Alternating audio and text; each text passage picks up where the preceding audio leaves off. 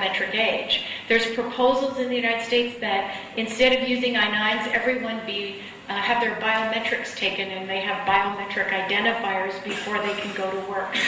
They're, either an ocular scan or something along those lines to be able to get a job. And every employer would need some kind of a biometric reader to be able to employ people, for example. There's proposals in many countries throughout the world on biometrics, and this is going to be an area where there's going to be increased scrutiny and increased levels of expectations. As you all know, before people get, just to enter many countries now, biometric passports are required, embedded with much more data. The manifests of the airplanes are sent ahead of time before the airplanes land, so they can run the biometric data through the system so that when they land, they can expect and inspect people and be ready for that. Countries are going to expect to have more and more data and more information, and there's a constant balance between that and protecting people's privacy, but certainly biometric data is a big driver in that information. There's also a greater emphasis on employer accountability. Instead of just making the country or the government responsible for enforcing things, they share the responsibility with the company. Now, in the United States, the I-9 rules are some of those, and we'll talk a little bit more about that. The employer became the partner with the U.S. government in enforcing the border by verifying someone's authorization to work. This has also spread to the UK, that also has verification requirements and annual audits of people who are not UK or EMEA citizens, or EU citizens rather. So there has to be constant vigilance on the part of the employer. It's also happening in a number of other countries. China, as well, is requiring the employer to do more, and we're seeing it all over the world. There's also an increase in the frequency of worksite visits, and I think you're going to hear more about that in some of the panels. But the number of visits that the government is paying to the worksite is increasing. I was in Singapore a couple weeks ago, and somebody came in and said one of our clients is being raided in Malaysia, and they have a SWAT team, and they put everybody, funneled through the whole gear, everything. Fortunately, our client didn't have any problems. Everybody checked out. They had their paperwork on them. But some of their contractors, people, didn't have their paperwork. And it's a problem everywhere. We're seeing huge amounts of worksite inspections. Israel, United States. The countries go on. This is an increase like we've never seen before in the world. Also, negative publicity for noncompliance is one of the drivers certainly for larger companies or for companies where their name is very important. It can be devastating for business to have your name flashed across as being non-compliant. And in some countries like the United States, not only that, you can lose the ability to have government contracts if you have a violation. So having that violation go public could mean that the ability to have government contracts, which for some companies is billions of dollars worth of revenue, can go away with non-compliance.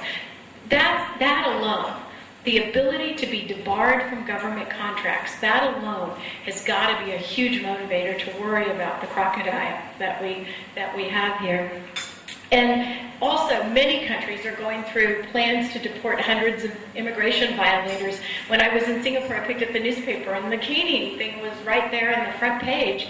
They were caning somebody for overstaying their visa. It hadn't happened in a while, but it is one of the requirements, in addition to deporting them. But in the United States, there's certainly been deportations of people that are not authorized to work. But more and more countries are looking at that, and we see that.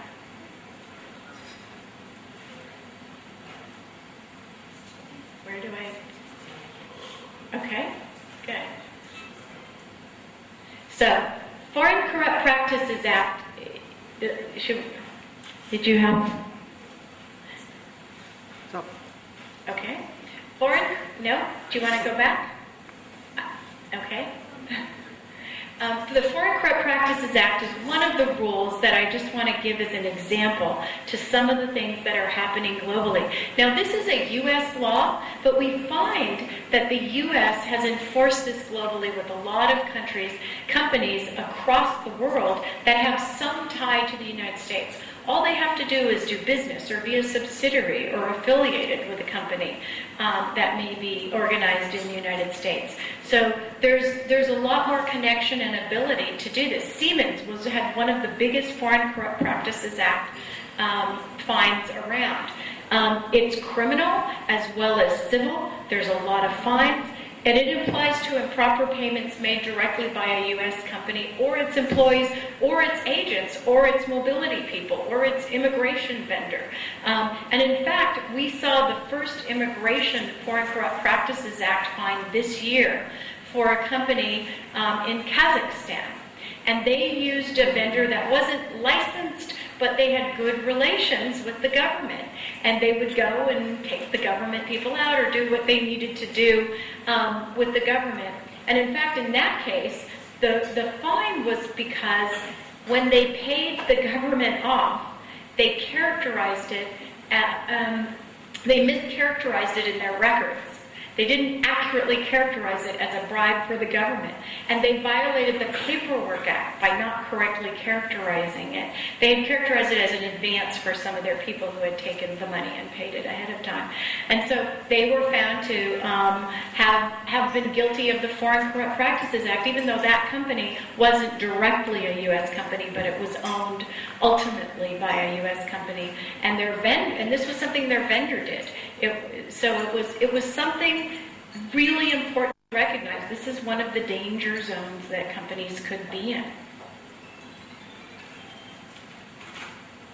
So, I-9 compliance is another area where we're seeing a lot of focus. And we heard this. With the Abercrombie and Finch fine, it was over $1 million in fine.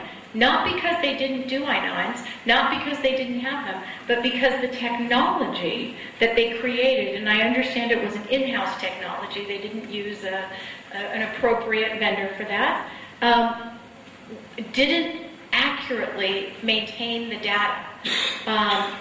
And so they weren't able to present it at the time that the government asked for the data. And in fact, they had apparently linked it too closely to their HR, so whenever something was updated in their HR records, it updated the I-9. Well, that can't happen. A lot of people that think, they think of the technology. Of course, technology can automatically update things, but there are some things you shouldn't automatically update, and an I-9, at the time someone's hired, shouldn't be automatically updated. It needs to stay. So that's an example of just an amazing high fine and a lot of embarrassment for Abercrombie and Finch, a brand name company in the United States. The Catholic Healthcare West, they had, embarrassingly, a discrimination case that was quite large in the United States, and they had a lot of oversight over all their hiring after that because they were asking for too many documents, for specific documents. So in the way that they were verifying people, they were had record fines for that. There's also a couple of private actions based on immigration violations. Tyson's Foods had civil RICO charges brought against them civilly. And also, the American Apparel had securities fraud charges levied against them by their shareholders. So there's a lot of immigration violations the government doesn't even have to enforce, but we find private citizens going up more and more against that. This is a quote from the Abercrombie and Finch investigator, and I just wanted to read it to you. It said, "Employers are responsible not only for the people they hire, but also for the internal systems they choose to utilize to manage their employment process, and those systems must result in effective compliance."